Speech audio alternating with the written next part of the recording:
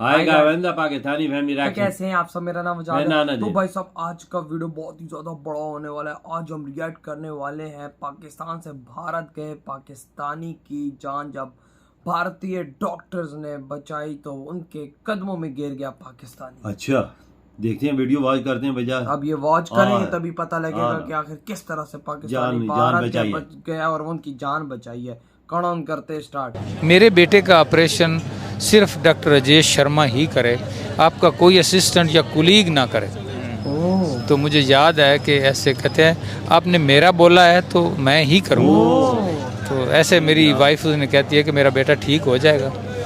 तो डॉक्टर शर्मा कहता है कि वो ठीक तो ऊपर वाले ने करना है। मेरे काम में, मेरी मेहनत में आप कभी खामी नहीं देखी। ऑपरेशन होने के बाद उसने अपनी चेस्ट देखी ना, तो फिर वो स्टिचिंग हुई थी। तो मुझे कहता अब ये डॉक्टर शर्मा ने मेरी चेस्ट ब्यूटी ख़राब कर दी है। डॉक्टर शर्मा आए तो कहता है डॉक्टर साहब आपको ये तो नहीं कहा था कि आप मेरी चेस्ट ब्यूटी ख़राब करें। बड़ा कॉन्फिडेंट था शुरू से ही, बड़ी खुल के बात करनी हर बंदे से इस तरह, और वहाँ लोगों से मिलना, बड़े लोग मिलते। आपको बताता हूँ कि एक बार ऐसे ही हुआ कि मुझे कुछ पैसे मंगवाने थे। अच्छा। वेस्टर्न यूनियन थ्रू, तो वो पैसे को 25-30 हज़ार रुपया था उस वक्त। तकरीबन मेरा टर्नओवर मुकम्मल हो गया था। ये पैसे मैंने अपने किराए के लिए मंगवाए। अच्छा। कुछ पैसे तो मैं गया बंगलोर में, स्टेट बैंक ऑफ इंडिया में। अच्छा, उधर। अब वहाँ पर मैं ऐसी सहमा सा गया, नई जगह, पहली बार बंगलोर गया, पता नहीं है। एक बंदे को मैं मैनेजर से मिला, मैंने कहा जी मेरे ये पैसे आए हैं तो मैंने लेने। उसने एक कोई सेकंड मैनेजर था, उसकी तरफ मुझे रेफ़र किया। तो मैं यहाँ बैठ गया। उसने मुझसे पासवर्ड मांगा तो मैंने उसके दिया। उसने अपने असिस्टेंट से कहा कि इनका देखें पासवर्ड लगाएं, इनके कितने पैसे आए इनको दें। अच्छा, मैं बैठा हूँ तो मुझे प्यास महसूस हुई, तो मैंने उससे कहा कि मुझे पानी चाहिए। तो एक बॉटल पानी की, जैसे हमारे यहाँ नेस्ले वगैरह इस तरह उनकी कोई थी, उसने वो मुझे दी, मैंने पी। तो अच्छा, वहाँ पर गिलास का कल्चर नहीं है। अच्छा। ये भी मैं आपको बताऊँ, बोतल को ही मुंह लगाते हैं। होटल पे भी कल्चर नहीं है, जग रख दिया बस, सारे उसी में से पियो, वो ऊपर से डालते हैं मुँह में। अच्छा, वहाँ चूँकि गिलास का कल्चर नहीं है, उन्हें बोतल दी, मैंने आधी बोतल पी ली। अच्छा, आधी मैंने रख दी वहाँ पर। वो जो सेकंड मैनेजर था उसका मुझे नाम याद नहीं, उसका विजिटिंग कार्ड उसने मुझे दिया था, कहीं घर पड़ा होगा। अच्छा। मिस्टर सवामी, मुझे इतना पता, सवामी उसके नाम के साथ लगता था। उसने वो बोतल पकड़ी जो मेरी यूज्ड जूठी बोतल थी, आधी उसने पी ली। मैं गौर से उसको देख रहा था और हैरानगी भी थी। मैं मुझसे नारा गया। मैंने कहा mister Swami, I am Muslim from Pakistan, why you drink my used water. क्या बात है। कहता है ये आप क्या बोल रहे हैं। मैंने कहा मैंने बुजुर्गों से सुना है, किताबों में पढ़ा है कि आप हिंदू लोग हमें नापाक मलीच कहते हैं, और जिस जगह हम पाँव रखते हैं उसको गाय के गोबर से आप वो पोछा लगाते हैं कि ये नापाक होगी ये जगह, अब इसको पाक करना है। तूने मेरा जूठा पानी पी लिया। बड़ा हंसा। फिर उसने मेरे लिए चाय मंगवाई। फिर उसने मुझे कहा कि देखें शाह सवार, जिन लोगों ने आपने जो सुना जो पढ़ा वो सच है, मैं उसको झुटलाऊंगा नहीं, लेकिन जिन लोगों ने ये हरकतें की हैं उन्होंने इंडिया के 4 टुकड़े भी तो कर दिए। अब हम इसको टूटने नहीं देंगे। अब हम पहले इंडियन हैं, फिर कोई मुस्लिम, सिख, ईसाई या कुछ है हिंदू। ये मैं आज भी उस बंदे को अप्रिशिएट करता हूँ, मैं सल्यूट करता हूँ उस मिस्टर सवामी को।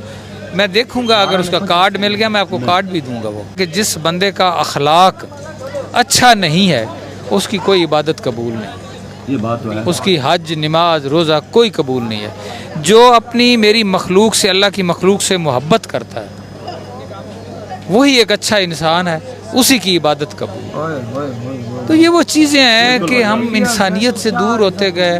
हम हिंदू बन गए, हम सिख बन गए, हम सुन्नी बन गए, हम शिया बन गए, वहाबी बन गए। क्या हमने हर एक को सलाटर किया हुआ है। मैं वहाँ जाके मेरा ज़हन बदल गया। मैंने अपने आप को सोचा कि हमें इंसान की कदर करनी चाहिए। और बात आपको यहाँ आकर वाक़या हुआ, मैं आपको मज़े की बात बताऊँ कि इंसान का कोई अच्छा किया हुआ काम किसी और बंदे को किसी और जगह रिवार्ड दे देता है। मैं चूँकि अपने डिपार्टमेंट में ऑडिट में था ऑडिट में था तो मुझे अक्सर पंजाब पूरे में ऑडिट करने के लिए जाना पड़ता था। अच्छा। बहावल नगर के साथ एक जगह है मंडी सादकगंज। अच्छा, मंडी सादकगंज। वहाँ मैं गया तो एक मैं बंदों का ऑडिट कर रहा था, कितना स्टाफ मेंबर है। जब मैंने अटेंडेंस रजिस्टर चेक किया ना, सबसे नीचे एक बंदे का नाम लिखा और नाम कोई ऐसा था मिस्टर सुरेश कुमार या इस तरह। मैंने कहा ये हिंदू है, कहते हैं। मैंने कहा कहाँ है? उन्होंने कहा जी वो सफाई करता है यहाँ, सफाइयाँ खाक रोब है। मैंने कहा उसको बुलाओ। बुलाया। आप यकीन करें कि वो प्रिंसिपल वो स्टाफ के सामने मैंने उसके लिए चाय मंगवाई, हम दोनों ने मिल के पी। 100 रुपया मैंने उसके हाथ पे रखा। वो डरे कि ये मुसलमान है, मुझे तो करीब कोई नहीं आने देता। इसने मुझे कुर्सी पे सामने बिठाया और मुझे पैसे भी दिए और मेरे साथ मिल के चाय पी।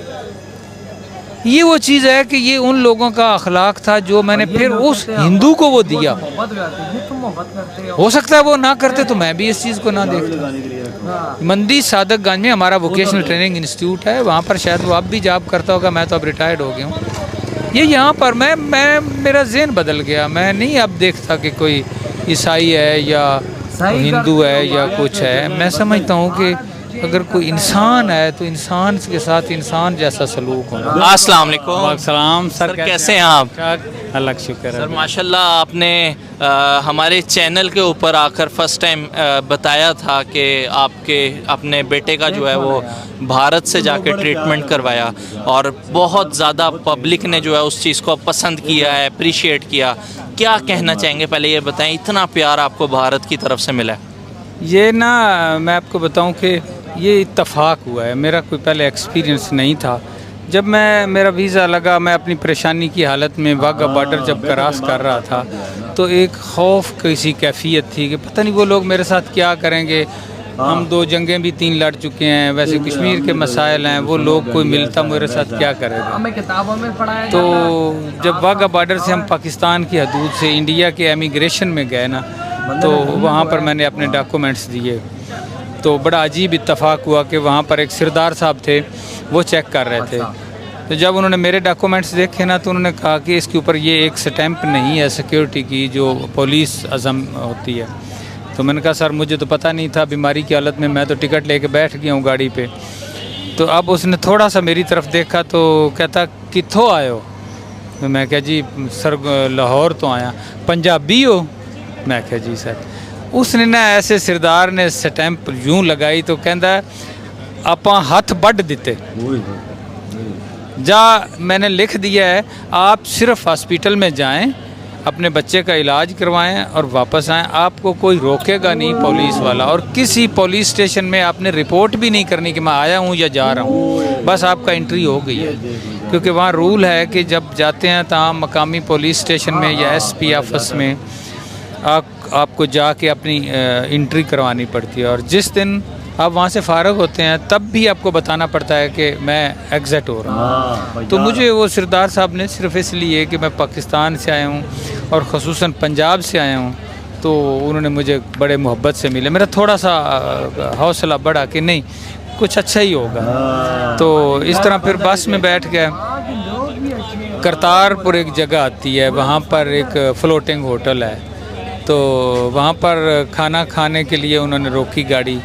तो एक मैंने देखा तो एक उठाया तो उसमें चावल थे, दूसरे में दाल थी, तीसरे में सूप था। तो मैंने फ़ौरन सूप डाला तो वो देखा तो सब्ज़ी का था।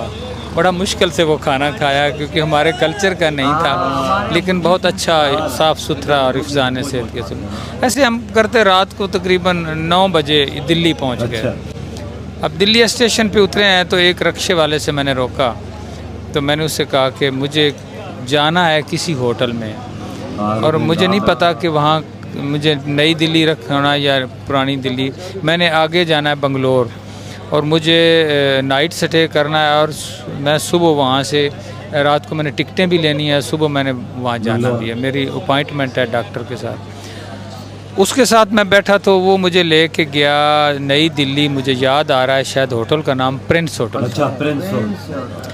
वहाँ पर उसने मुझे ना एक प्रिंस होटल के नीचे एक दफ्तर था, वहाँ पर कोई इमिग्रेशन का कोई दफ्तर था, कोई टिकटें वगैरह जो देते थे, जिनको क्या आप कहते हैं ट्रैवलर टाइप लोग थे, उनसे मिलवाया।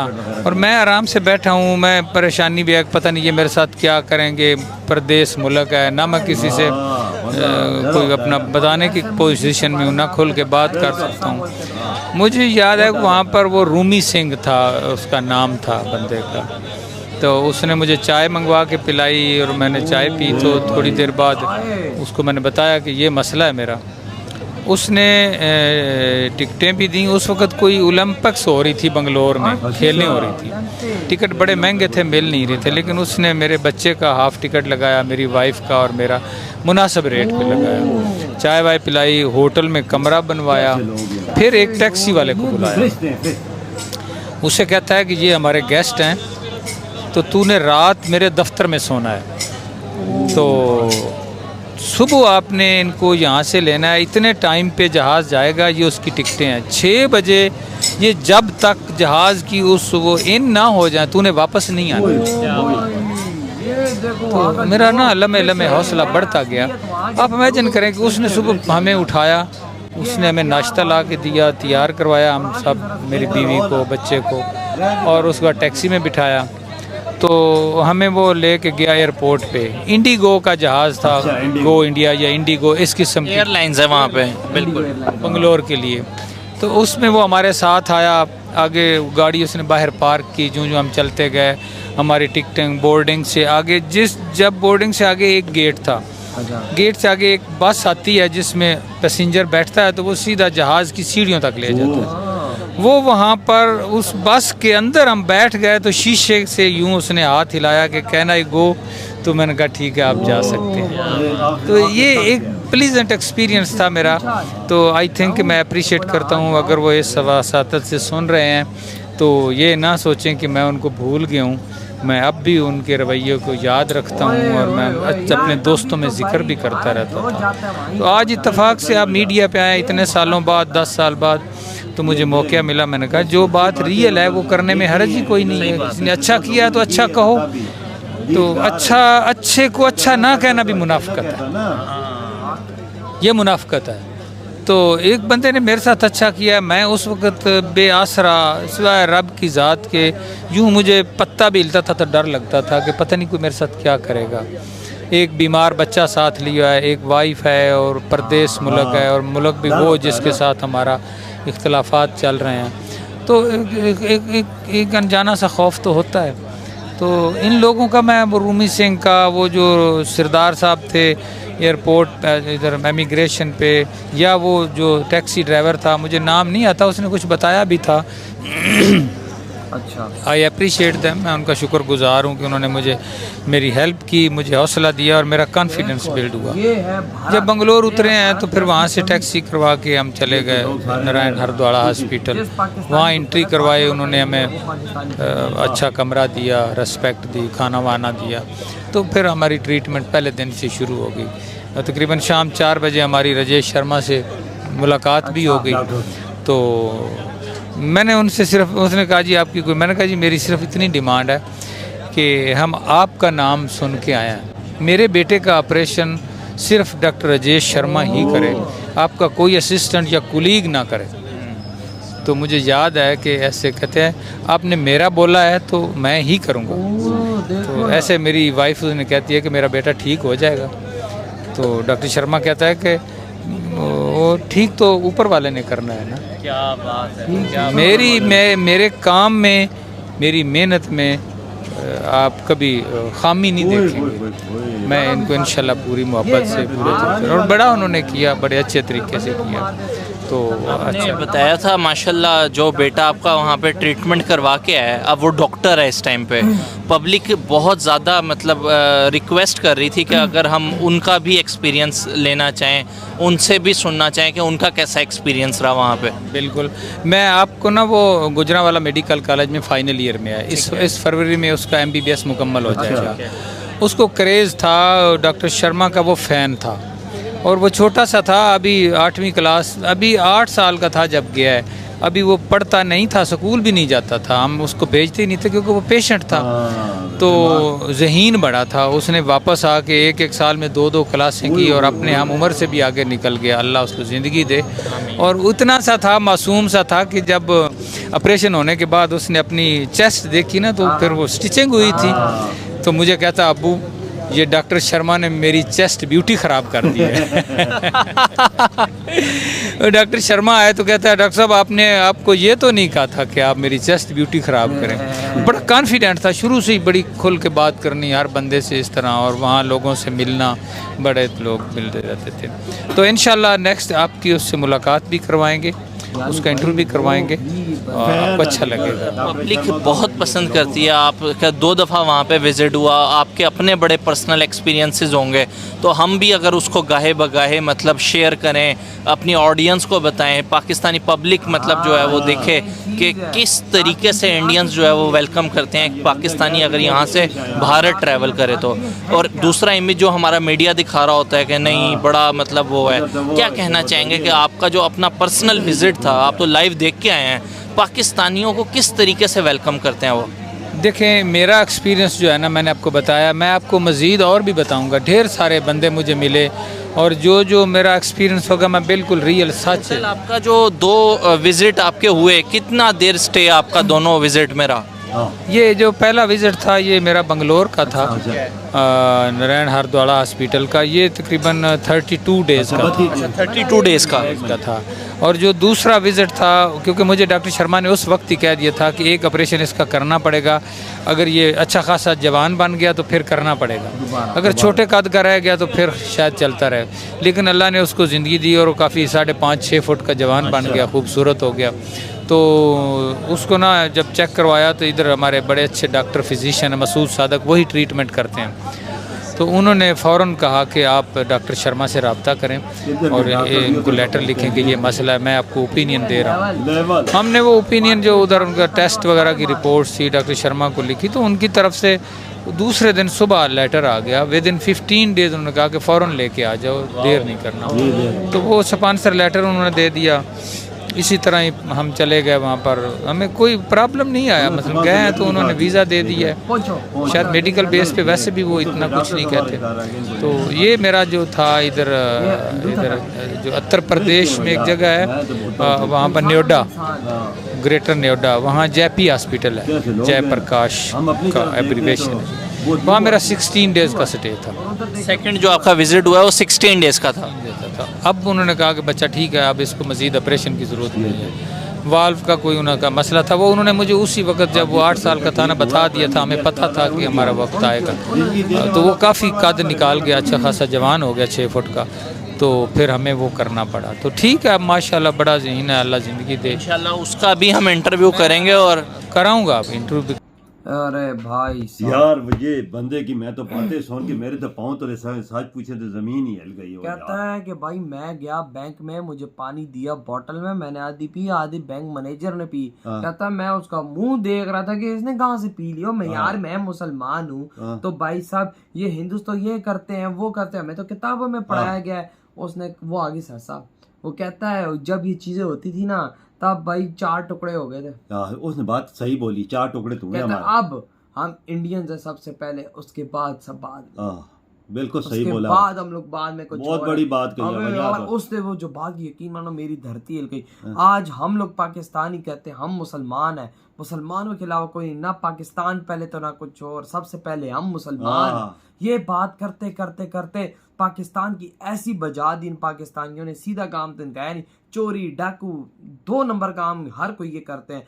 पाकिस्तानी वहां पर गया, डॉक्टर कहता है कि भाई बचाने वाला तो ऊपर वाले की जात है, मैं कोशिश करूंगा मेरी तरफ से 1% की भी गलती नहीं होगी, मेरी मेहनत में आप कोताही नहीं देखेंगे। और ये जब गया टैक्सी वाला, जब तक ये जहाज पर नहीं चढ़ा टैक्सी वाला खड़ा रहा, ये देख और तो शीशे में से कहता है कि अब मैं जाऊं, टैक्सी वाला कहता है हाँ जाओ। तुम इन लोगों को क्या बोलोगे? मैं इनको तो बोलूंगा पापा जी इंसानों में इंसान, भगवान भी बोलो तो वो भी काम है। मैं फरिश्ता बोलता हूँ ऐसे लोगों को जो इंसान की खिदमत करता है। देखो उधर मुसलमान की खिदमत कर रही ना, बिल्कुल। जब ये वो स्टैम्प लगाने के पासपोर्ट की जो चेकिंग होती है, उधर उस सिख पाजी ने ठप्पा मार के दिया। कहता है कि अब तू जहाँ जाएगा कोई पुलिस तुझसे नहीं पूछेगी। ये देख ऐसा ठप्पा मारा है, ऐसी मोहर लगाई है, यार कमाल है यार देखो उसको टिकटों में कमी दे रहे हैं भारतीय भाई, डॉक्टर उनके साथ इतना अच्छा से पेश आ रहे हैं, ऑपरेशन कर रहे हैं। वो दूसरी मर्तबा स्पॉन्सर भेजा इसके लिए, 15 दिन के अंदर कह रहे हैं फौरन पहुंचो, ये देख। और फौरन नहीं तो डॉक्टरों को क्या था कि इसको 15 दिन के पापा लिए। पाकिस्तानी डॉक्टर तो मर के भी ऐसा काम नहीं करते, नहीं करते। देखो डॉक्टर इधर का इंडिया पाकिस्तानी डॉक्टर है, लॉर्ड जो वो बोल रहा है मकसूद डॉक्टर, वो सवाल कर रहा है कि इसको उधर लेके जाओ। इंडिया पाकिस्तानी डॉक्टर्स भी झुकते हैं, हाँ झुकते हैं, ये देख। पाकिस्तानी डॉक्टर्स की क्या डॉक्टरी है पापा, छोड़ो, ये चलते फिरता बंदा मार देते हैं। इधर तो वजह अल्लाह मार, इधर तो चमड़ा उखेड़ते हैं, ऐसे तो फरिश्ते डॉक्टर हैं यार। इधर टांग का ऑपरेशन होता है तो किसी और चीज का ही कर देते हैं। वजह मैं सही पूछो ना यार, इंडियन लोग बहुत अच्छे हैं। मैं ये बातें सुनता हूँ ना, कसम मैं, मेरा जो हमें सिखाया गया पढ़ाया गया वो क्या चीज है। हम लोग यहाँ पर देखते हैं, हमें अपने लोगों में से बदबू आती है, उधर देखते तो उधर खुशबू ही खुशबू। यार ये फरिश्ते हैं लाला, फरिश्ते। हर कहता है किसी ने मेरे साथ बुरा सलूक नहीं किया, जो मैं डर रहा था भाई, जो सुनना था वो लोगों के डर में, मैं साथ बीमार बच्चा भी था, मैं भी था, भाई भी थी, डर रहे थे कि कोई ना कोई वाकया ना पेश आ जाए। लेकिन भाई वही बात है ना, आना क्या, जो भी मिला रिस्पेक्ट की, इज्जत दी, और मेरा भाई खाने तक लोगों ने खुलाया, खाना तक लोगों ने। ये है भारत, ये है भारत की असलियत। जिस पाकिस्तानी यार नफरत करनी होती है ना, नफरत करनी वो दूर से मारते हैं वही ना, वो इसको बुलाती नहीं इंडिया। ओ बाबा पाकिस्तानी जिनको सारी जिंदगी बताया गया कि भाई वो हिंदू हैं, वो मुसलमानों पे जुल्म करते हैं, वही उधर गया तो उसके माइंड चेंज हो गया। भाई वहां पर एक दफा कोई जाएगा ना तो उधर का ही हो जाएगा। बहुत अच्छे लोग, कसम से बहुत अच्छे लोग। आपकी क्या थॉट है इस वीडियो के बारे में, इधर ही खत्म करते तो